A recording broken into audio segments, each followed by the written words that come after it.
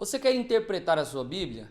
Eu sou Pedro Ponço e se você quiser, você vai precisar da ferramenta interpretativa chamada O Que e Como. Por que essa ferramenta é tão importante? Porque o que é a mensagem de Deus na Bíblia, mas o como é como essa mensagem chegou até nós. Deus usou várias estruturas literárias, como cartas, como poemas, como profetas, como narrativas, como crônicas, como livros históricos, poéticos, proféticos. Tudo isso é o como para chegar ao o que. Olha só, o que da Bíblia Sagrada, que é a mensagem de Deus, a gente chuta aqui que seja em média 20% a mensagem extraída ali da Bíblia Sagrada. O como é os outros 80%. O nosso grande desafio é olhar para todo esse como, ou seja, todos os profetas, todas as histórias, Jonas, Isaías, a Arca de Noé, a lei, os rituais do Antigo Testamento. A gente olha para isso e tenta extrair a mensagem. A mensagem ela é eterna, a mensagem ela é imutável e a mensagem é uma só. E ela é esses 20% aqui. Esse é o grande desafio do intérprete da Bíblia Sagrada, olhar para o como e tentar chegar ao o que. E a gente percebe o quanto isso é importante para você linkar um texto ao outro, e aí a Bíblia começa a interpretar a própria Bíblia, você começa a ligar os pontos, você começa a perceber que coisas do Antigo Testamento são simplesmente referências a Cristo. Por exemplo, Abraão. Abraão é o como, mas Abraão revela Deus o Pai. Assim como Isaac é o como, e Isaac na verdade é uma prefiguração do Messias. Entende? Então, Abraão matando seu filho Isaac é Deus matando seu filho. Isaac morrendo, não morreu, mas iria morrer, é na verdade o como, porque o que é o Messias que se entregou para a morte. Você vai perceber que Davi falava de Jesus.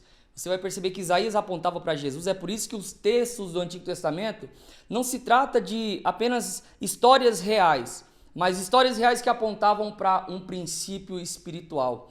Assim como a Arca de Noé não tem a ver com pessoas sendo salvas por uma arca, não. Se trata da graça de Deus encontrando o ser humano. Deus não disse que o homem morreria por conta do pecado. Ele decide destruir tudo porque o pecado atingiu o seu nível máximo do cálice da ira de Deus. E Deus diz, ei, eu vou agir por graça e por misericórdia. Então a Arca de Noé ela se trata de Deus agindo na história por graça e por misericórdia. Você vai perceber, por exemplo, que Gênesis 3:15 é chamado na teologia de o proto-evangelho, ou seja, o primeiro evangelho a ser escrito. O próprio Deus está pregando e ele está dizendo para a serpente, ei, eu vou colocar inimizade entre a tua descendência, plural, e o seu descendente, mulher, singular. Porque se trata dos homens pecadores, e aí Deus vai dizer, eles ferirão seu calcanhar, mas você esmagará a cabeça da serpente. Qual que é a ideia? Que os pecadores vão matar o Messias, os homens vão assassinar o Messias injustamente, mas quando ele ressuscita, ele esmaga a cabeça da serpente. Cabeça fala de mentalidade, a mentalidade do mundo, a mentalidade pecaminosa é esmagada quando Cristo ressurge e ele então traz a manifestação do seu reino através dos seus discípulos, através da igreja, e a igreja é essa força que vem esmagando a cabeça da serpente. A mensagem do evangelho está aqui, no início da Bíblia Sagrada. E o resto é só para contar a respeito dessa história. Tudo que acontece depois na Bíblia Sagrada, de Gênesis a Apocalipse, revela aquilo que é o princípio fundamental do Evangelho, que já estava lá em Gênesis capítulo 3. Porque Gênesis capítulo 3 é Deus dizendo o que para nós? Qual é o projeto de Deus? Qual é a solução dele para o pecado? Qual é o projeto? Ei, o Cordeiro foi morto antes da fundação do mundo. Tudo isso que nós estamos vivendo é o que? E o que é 20% que Deus já tinha prescrito, Deus já tinha escrito antes da fundação do mundo e ele decide revelar agora na história através dos heróis da fé, através de Enoque, através de Moisés, através dos profetas, através dos escritores e autores da Bíblia Sagrada. Deus é o primeiro autor.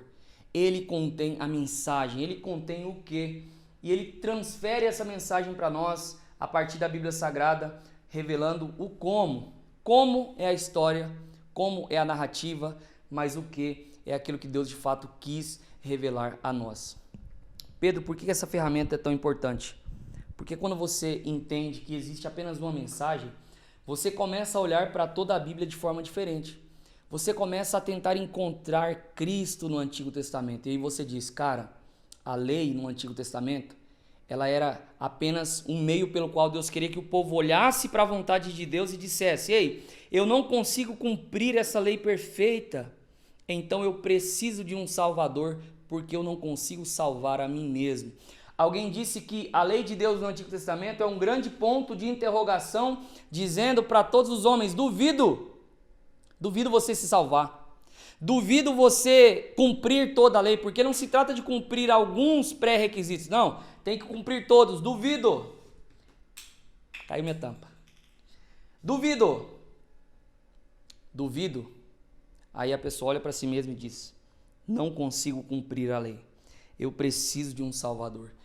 E aí o Messias entra, e aí o Messias se encarna, e aí o Messias morre, e aí o Messias ressuscita, e aí ele gera a partir de si uma nova geração de homens e mulheres com um DNA, não um DNA pecaminoso mais, mas um DNA fruto do Espírito Santo de Deus em nós. E aí a gente consegue cumprir a vontade de Deus, sim, porque agora Ele cumpriu por nós, Ele foi feito justiça por nós. E então nós olhamos para todo esse como e tentamos chegar ao quê? O que é Jesus e o como é toda a Escritura Sagrada que vem revelar Jesus para nós.